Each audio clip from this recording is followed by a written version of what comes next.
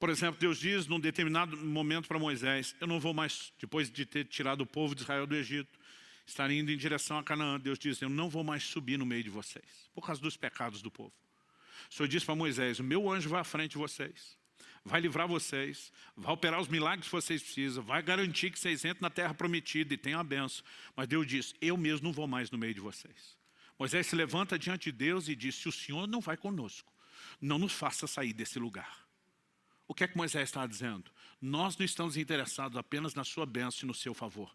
Se não é para ter a tua presença, nós não vamos a lugar nenhum. Nós abrimos mão da bênção de qualquer favor. Porque nada disso substitui a tua presença. Mas é um episódio que quase ninguém fala nada e nem canta sobre isso.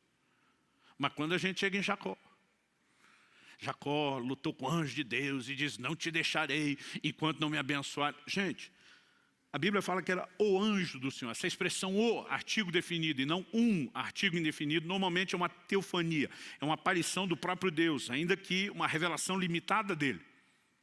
O próprio Deus está ali. E quando o anjo sinaliza, eu vou embora, ele diz, não. Primeiro você me abençoa, depois vaza. O que é que Jacó está dizendo? Estou nem aí que a sua presença vai embora, desde que a bênção fique. É a atitude inversa de Moisés.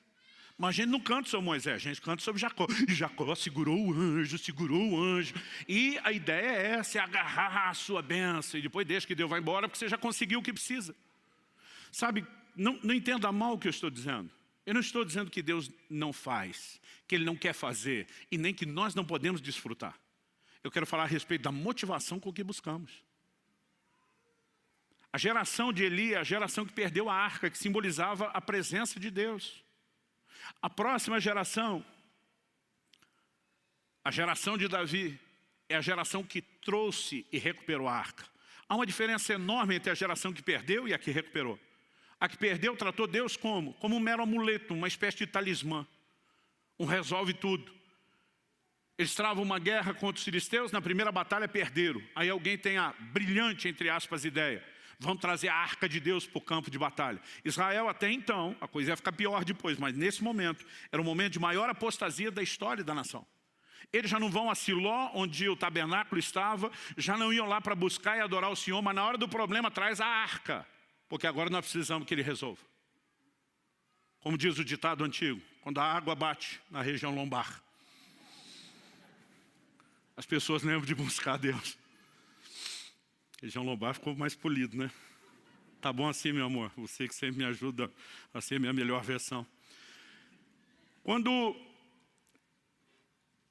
eles tratam Deus e a presença de Deus dessa forma, qual foi o resultado? Eles perderam a arca, perderam a presença.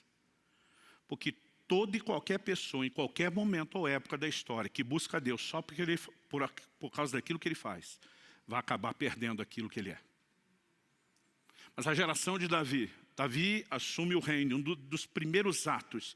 E não é à toa que ele é chamado de homem segundo o coração de Deus. Não é porque era perfeito, que nós sabemos não era.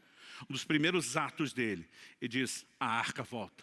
E quando ele traz a arca de volta, ele levanta uma tenda, ele coloca a arca que simbolizava a presença de Deus no centro. Ele coloca os levitas 24 horas por dia, 7 dias por semana, ninguém pedindo nada, apenas dizendo, o Senhor é bom e a sua bondade dura para sempre. Agora, o interessante é que se você olhar tanto Davi como Moisés, que nesse sentido entenderam o cerne do relacionamento, foram duas das gerações na história do povo de Deus que mais experimentaram o que Deus pode fazer. Desde os dias de Josué, a terra prometida nunca tinha sido conquistada na sua totalidade. O primeiro que conseguiu isso foi Davi. Então você olha para o Moisés dizendo, se a tua presença não vai conosco, nós não vamos a lugar nenhum. E você encontra em Moisés a geração que mais experimentou milagres. Eu não estou aqui pregando contra a intervenção de Deus. Eu estou falando da necessidade de ajustes na nossa motivação para que a gente possa experimentar até mais do que Ele pode fazer. Eu quero te despertar a acreditar que nós podemos viver manifestações maiores, como indivíduos, como casa, como igreja. Nós podemos e nós iremos vivenciar manifestações maiores. O foco não é o que Deus faz. Um dia desse preguei essa mensagem em algum lugar, alguém falou, tá certo, esses pregadores que ficam colocando Deus como se fosse alguém que vive para resolver o nosso problema. Eu falei, mas Ele também está lá disponível para tudo. Aliás, se você entender que o que Deus faz é uma consequência do que Ele é, Então, buscá-lo pelo que ele é, inevitavelmente, levará a experimentar o que ele faz. Hebreus 11 diz que Deus é galardoador dos que o buscam. Não é algo apenas que ele faz, é o que ele é. Ele é recompensador, ele intervém. Eu não estou falando contra isso. E tem gente que fica tentando classificar o que é digno de pedir a Deus e o que não é. Irmão, eu prefiro descobrir no caminho. Eu gosto de dizer que eu cresci numa estrutura muito simples de família, que é o jeito mais bonito de dizer que a gente tinha dinheiro para nada. E eu lembro logo no início do meu ministério, quando chegava o fim do ano, eu ficava vendo aquelas propagandas de panetone, que era uma coisa que a gente, por muitos anos, só sabia o que era em cartaz. Ou comia aqueles sequinhos do mercado do bairro, mas nunca aqui do bom. E eu lembro de eu estar pregando numa cidade, já aqui no interior do Paraná, e eu vi um cartaz de um panetone desse stop. Não vou fazer propaganda de graça e falar o nome, não. Eu lembro que eu falei, meu Deus, eu queria tanto comer um panetone. Tem gente que acha que não deveria te incomodar com isso. Eu acho que não é incômodo, eu acho que o Senhor gosta de mim para valer, eu acho que o Senhor quer agir na minha vida. Falei, eu queria te encomendar um panetone. Não sei de que jeito, não tenho dinheiro, não vou atrás. Eu queria que o Senhor mandasse para mim. Porque melhor do que o panetone é ganhar ele do Senhor. Mas eu estava naquela viagem, dividindo o quarto com outro pastor amigo. Falei, não, manda 2, que eu não quero dividir o meu com ele. Já que esperei tanto tempo e finalmente vou ter o panetone do bom, manda 2. Gente, algumas horas depois eu chego no hotel.